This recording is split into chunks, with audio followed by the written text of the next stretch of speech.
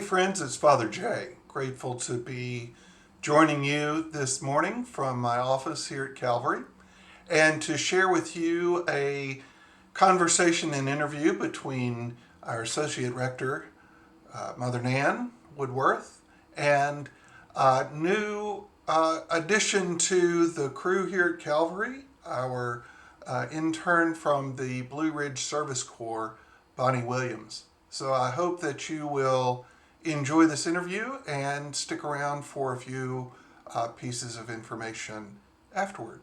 Thanks. Well, good morning, everybody, and good morning, Bonnie. Good morning. I'd like to introduce to you our new Blue Ridge Service Corps Service Fellow, who is Bonnie Williams, and she joined us a couple weeks back. And we'd just like to have a talk so you get to know her a little better. And when we gather again and you run into Bonnie, you'll know who she is. So that's quite a title, and I'd like you to, break it down for us a little bit. Sure. So the Blue Ridge Service Corps, start there, is in its first year, and it's a program that's started by the Diocese of Western North Carolina. And it's an intentional time for young adults between the ages of 21 to 30 who are interested in discerning ministry or nonprofit, or also really committed to living an intentional community. That's part of what we do. And it's a year-long commitment where you serve at a location within the diocese, either a nonprofit or a church or something like this. Mm-hmm. That's both. And so you gain those skills and experiences and also give back in a meaningful way to the community. That's a wonderful opportunity. Yeah, I think it's a wonderful thing to have, and I'm really glad to be part of the inaugural group. So you'll be mostly responsible for food pantry operations, or are you going to be doing other things as well? Yeah, so basically on Mondays we do formation with our directors of the program. Oh, nice. And then Tuesday through Saturday for me, I'll be here, and Tuesday, Thursday, Friday, and Saturday I'll be at the food pantry Mm-hmm. and helping with the operations there. And then on Wednesdays I'll actually be up here with the church, Mm-hmm. working with you Yeah. and some of the youth and other aspects of parish life as well. Well, we're absolutely glad to have you, and I know you'll find new ways to connect with all the parish life activities. So tell us a little about, where you're from. Sure. I'm actually originally from North Carolina. Mm-hmm. I grew up in the area around Raleigh. I went to school in Raleigh and grew up in a very small town called Fuquay-Varina, and then moved to Cary in college. I went to college actually at Furman University, just an hour down the road, essentially in Greenville. So I really love this area. I was familiar with it. I would come up all the time in college.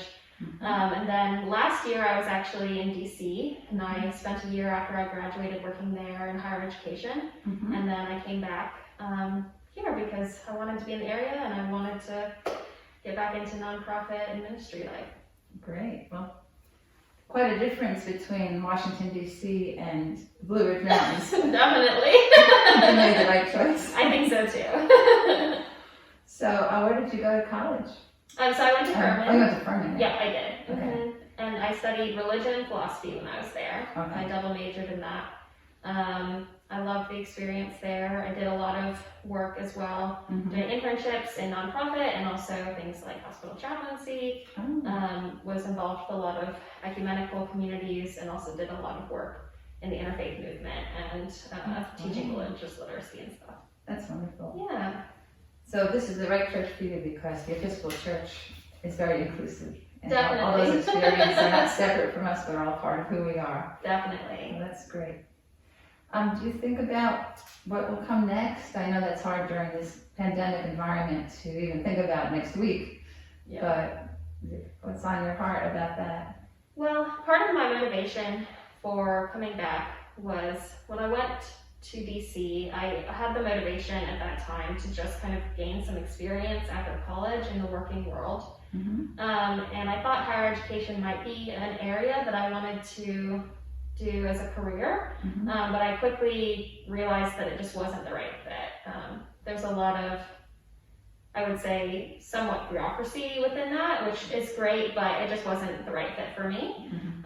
So I knew, having the experiences that I had, that I wanted to do perhaps nonprofit, or as well, there had been a lot of work that I had done with mentors in college around discernment, and I was ready to get back into that again after having a year away to just kind of refresh and reset. So my hope after this is to kind of gain direction through this year as to which of those I feel more called to, and hopefully honestly stay in the area for at least another year or so, and then potentially go to grad school. I think it does ultimately depend on COVID as well, and how the world changes with that. And my life, and I'm sure many other people's lives, look wildly different than they did even 5 months ago. Yes. So I'm just kind of taking it as it comes as well. Well, it sounds like you have a really great attitude towards being patient with all those various discernments you're doing. And we just hope that while you're here, you totally enjoy everything that you're doing, and you'll find there's just so many wonderful people here in the parish, and I hope that you enjoy learning the various things that we do together as a congregation of Episcopalians in Western North Carolina. Definitely, I'm really looking forward to hopefully meeting everybody soon, eventually. Great, well thanks for visiting with us today. Thank you.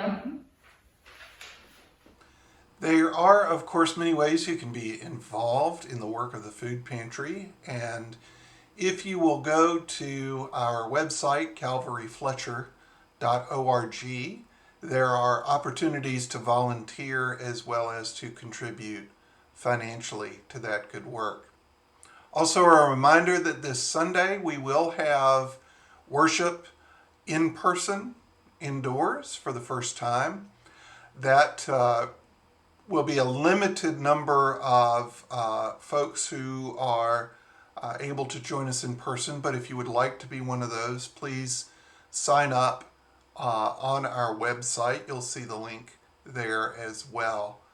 And if you want to sign up and are not sure about space, please go ahead and do so. We will have a waiting list so that if you sign up and aren't able to attend, you can let us know and we'll offer the space to someone else. Or if you don't see room but would like to put your name on the waiting list in case something opens up, you can do that as well. Of course, after the service, we'll have drive-through communion available to folks who would like to participate in worship online and then come to receive communion. So please keep your eye on all of those activities and all of the other things coming up in the life of the parish. Our trunk or treat celebration on Halloween, October 31st. Our outdoor worship, our next outdoor worship, assuming that we have enough fleece garments to keep us warm, will be All Saints Day on November the 1st, Sunday, November the 1st.